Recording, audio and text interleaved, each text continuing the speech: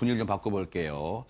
혹시 여러분들 역이나 터미널에서 이런 경험을 혹시 해보신 분들이 있으실까요?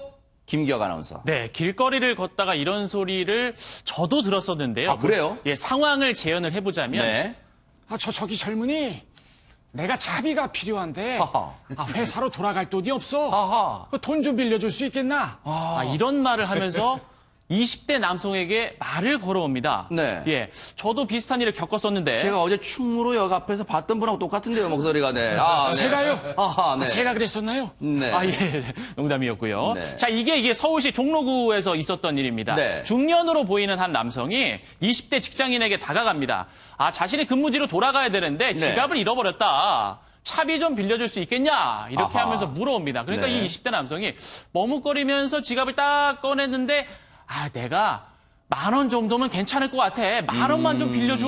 네. 사정이 너무 급해. 이렇게 네. 이야기를 하니까 10,000원짜리를 건네주고 연락처를 받은 거예요. 안전장치를 해놨네요, 안전장치. 예, 나름대로. 근데 뭐 다음날 연락을 했죠. 네.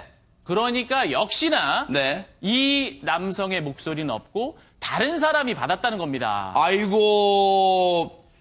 진짜 이거 혹시나 이거 가짜 잘못된 다른 사람의 전화번호였어요. 근데 양지민 변호사님, 이게 진짜 비일비재한가 봐요, 이런 경우가. 네, 이게 지난해 2월에도 비슷한 일이 있었어요. 홍대 네. 입구역 근처에서 있었는데요. 한 중년이 이제 남성이 대학생에게 접근을 한 겁니다. 그래서 뭐라 그랬냐면 내가 프랑스 교포인데 인천공항에서 택시를 잘못해서 내가 홍대 입구역까지 오게 됐다. 참 등장인물 많네요. 프랑스 교포까지 등장합니다, 이제. 그런데 이제 택시에서 내릴 때 내가 이제 카드를 놓고 내려서 그러는데 이게 돈이 없으니까 현금을 좀 빌려달라, 택시비를 빌려달라라고 이제 얘기를 한 거예요. 그랬더니 마찬가지로 이 대학생도 연락처를 받아놓으면 이게 나중에 연락해서 돈을 받을 수 있을 거라고 생각을 하고 연락처를 달라라고 했더니 이게 프랑스 교포라 그랬잖아요. 내가 여기 핸드폰 번호가 없고 이메일 주소밖에 없다라고 해서 이메일 주소를 받고 10만 원을 빌려준 겁니다. 아하. 10만 원을 빌려줬는데 나중에 이제 돈을 안 주니까 이메일을 보냈는데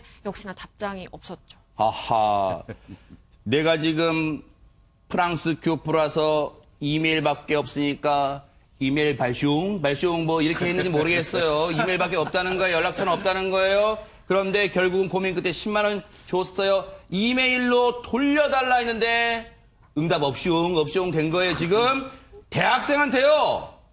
진짜 김복준 의원님, 네. 10만 원이면 큰 돈이에요, 이거. 큰 돈이죠. 이게 홍대 이쪽에서만 있는 게 아닌 것 같아요. 네. 지금 보니까 디지털 미디어 시티역, 네. 그다음에 건국대학교 그 입구역, 아하. 그다음에 이제 경기도 판교. 아마 네. 대체로 이 젊은 대학생들이나 이런 사람들이 많은 장소에서 이 젊은 사람들을 선정해가지고 이런 사기를 치는 것 같습니다. 네. 젊은 층을 노린 소액 사기다. 지금 이 자막은 나오잖아요. 근데 최진봉 교수님, 네.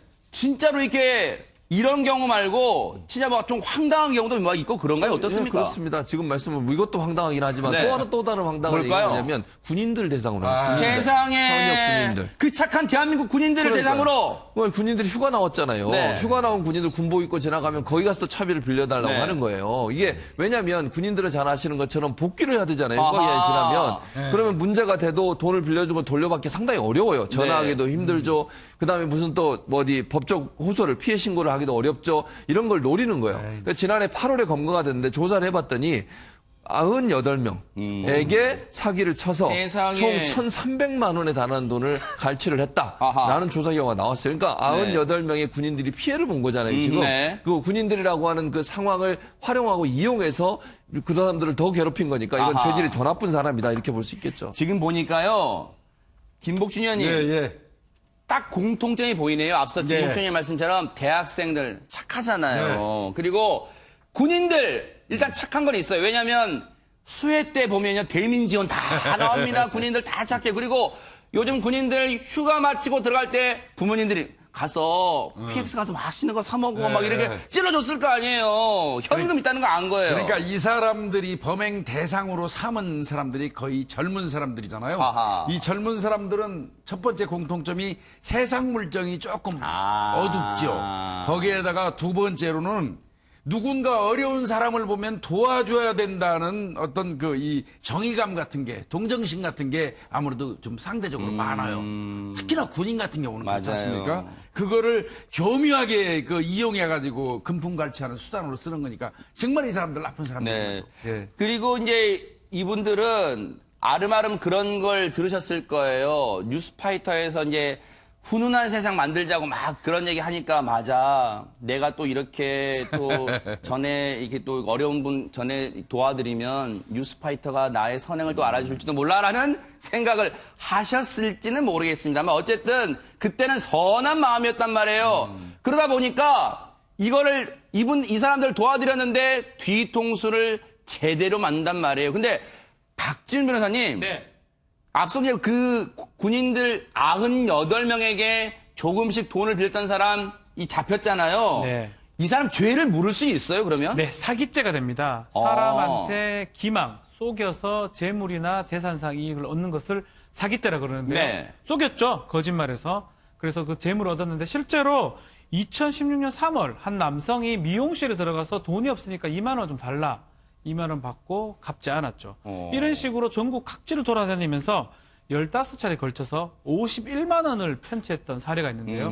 이 경우 징역 6개월이 선고된 그 사건이 있습니다. 아하. 그만큼 이게 계속 반복되면 사기죄로 처벌받을 수가 있습니다. 혹시요, 그 돈을 빌렸던 사람이 양지민 변호사님, 정말 사정이 딱한데, 빌려달란 표현을 하지 않고, 달라고? 저 그냥 10,000원만 좀 주시면 안 돼요라고 했다면 나중에 경찰에 잡혔을 때 저는 빌려달라는 말 한마디도 안 했어요. 그냥 10,000원 달라는데 저분이 준 거예요라고 한다면 이게 죄 되는 거예요, 그러면? 굳이 법적으로 따져서 이제 나에게 10,000원을 달라. 그래서 그래 아무런 조건 없이 내가 10,000원을 주겠다라고 줬다면 사실 이건 증여로 볼 수 있기 때문에 준 거와 빌린 거는 사실은 천지 차이라고 볼 수 있어요. 그래요? 법적으로 보자라고 한다면. 근데 이 지금 이제 밝혀진 사건들 같은 경우에는 객관적으로 봤을 때 나는 이거 받은 거다라고 할 수 없는 게 그러면 연락처를 줬을 리도 그렇죠. 없고 뭐 이메일도 줬을 리가 없고 그냥 주고 끝나는 거잖아요. 네. 근데 다 사실은 빌려주는 사람 입장에서 나중에 받기 위해서 그런 연락처라든지 이런 장치들을 해놓은 것들이 객관적으로 있기 때문에 네. 이것은 준 게 아니라 빌린 거다라고 명백하게 볼 수가 있는 거죠.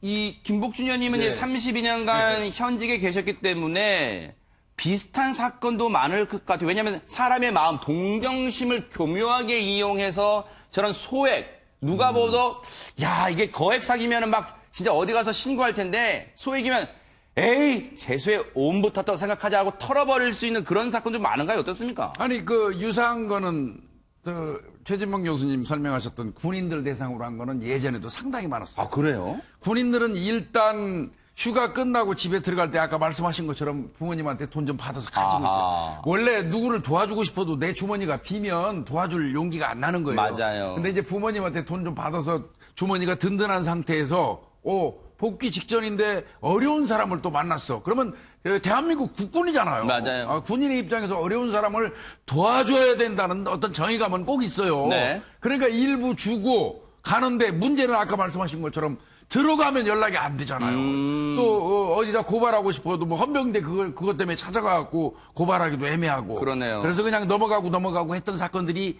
없지 않아 있었어요. 아하. 열차가 있는 곳에 꼭 그런 게 많았어요. 그러겠네요. 근데 이제 이게 또 유사하게 되는데 네. 잘하셔야 돼요. 이거 액수는 얼마 안 되지만 그냥 사기도 아니고 상습 사기예요. 그러네요. 여러 차례에 걸쳐서 했기 때문에 네. 이건 뭐 구속되는 건 당연합니다. 네. 네, 제 경험을 좀 말씀드리면 그럴까요? 저도 네네. 20대 때 이제 사회적인 경험이 좀 부족할 때였는데요. 당시에 이제 타지의 지방으로 좀 내려갔었어요. 근데 당시에는 여자친구가 있었기 때문에 같이 길을 걷고 있었는데 한 50대 정도로 보이는 남성이 다가오더니 네.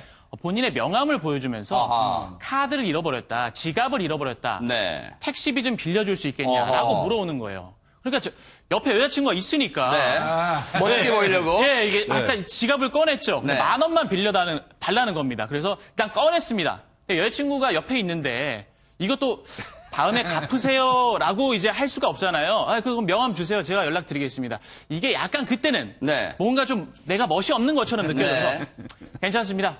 명함은 아하. 가져가시고 이 10,000원도 가져가십시오. 라고 딱 말을 했던 네. 상황이 있었는데 네. 제가 그 길거리를 끝까지 가는 동안 그 네. 남성이 택시비를 받았으니까 떠나야 되잖아요. 네. 안 떠나고 그 자리에 계속 있더라고요. 아하. 나중에 생각해보니까 제가 이 사기를 당한 그러네요. 거다. 예, 그럴 수도 이런 있어요. 생각을 했습니다. 그러니까요. 예. 이 사람이 나쁜 건 또 있어요. 세상을 앞으로 더 각박하게 만들 수 있어요. 실제 정말로 곤경에 처한 분이 맞아요. 나 프랑스 교포인데 진짜로 돈 빌려달라고 할 때 절대 안 빌려줘요. 그분들이 이럴 거예요. 왜요? 저 뉴스파이터 봤어요. 또 이메일 발숑 하려고요? 할 거란 말이에요.